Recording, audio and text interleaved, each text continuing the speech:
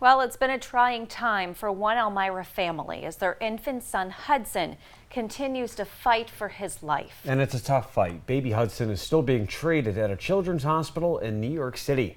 WENY's Tony Chivaroli has this special report. The joy of a newborn baby. That's what the Weigel family had the chance to celebrate when their son Hudson was born at Robert Packer Hospital on August 21st, 2018. The family had no way of seeing what was going to happen next. Just 2 days later, Hudson was diagnosed with multiple heart defects and had to be rushed to another hospital. After getting transferred to 3 separate hospitals, Hudson was eventually flown in here to the Morgan Stanley Children's Hospital in New York City. Along with an 18-year-old daughter who recently came from Elmira to visit Hudson, they have 2 toddlers to take care of in the city. They may not fully understand the situation, but do know enough to be there for their baby brother. During my visit to New York, I was able to sit down with his parents in the park right outside of the hospital to see how things are going for him and for the family as a whole. It's been 5.5 months of not sleeping in your bed, not eating in your house, not being around people you love and care for. And our life now is nurses and doctors and reports and blood work and echoes, and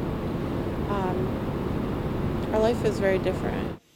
But the Weigels continue to stay Hudson strong for their son. He continues to battle his medical adversities every single day with a certain glow that has impressed his family and medical team alike. My son has showed me a strength I didn't know babies could have. He fights every day to live, and he has something really special inside him, and I just love watching him. He loves to cuddle. He's a mommy's boy all the way, and he's just got such a sweet but demanding spirit, and it just shows. Now, Hudson's mother may say that he is a mommy's boy, but his father Eric has been just as close with his son, heartbroken over what he has gone through so far in his young life. With Hudson, he's never seen the outside of a hospital.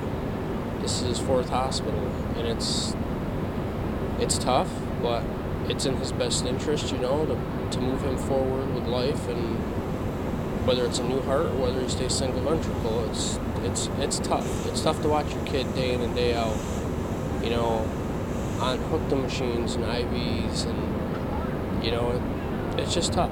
Despite the negative odds facing Hudson, he's overcome so many hurdles since birth.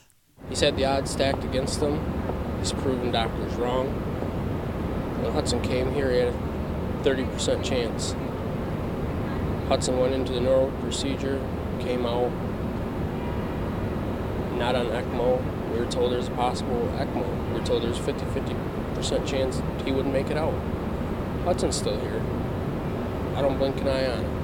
According to hospital officials, Morgan Stanley is regarded as one of the best in the Northeast for the care that Hudson requires. However, due to strict media guidelines for pediatric patients, no interviews were given by his doctors. So I reached out to the hospital where he was born for more medical insight. In terms of tricuspid regurgitation, there have been problems with the heart that can affect the tricuspid valve, and that may entail their need for heart transplantation. So yes, and all of these can contribute to ongoing heart failure and contribute to a patient needing heart transplantation. And due to the current state of his heart, transplantation is now the route being taken in New York City. The story of Hudson's life has barely reached the end of its first chapter. He and his family patiently await for what's to come, with endless hope for a new heart and to one day be back home together. Whether he's got a disability down the road, whether he's 100% recovered, perfect child, I'd never blink an eye. The kid's phenomenal. He just changes your life. He really does. He's just a life-changing child.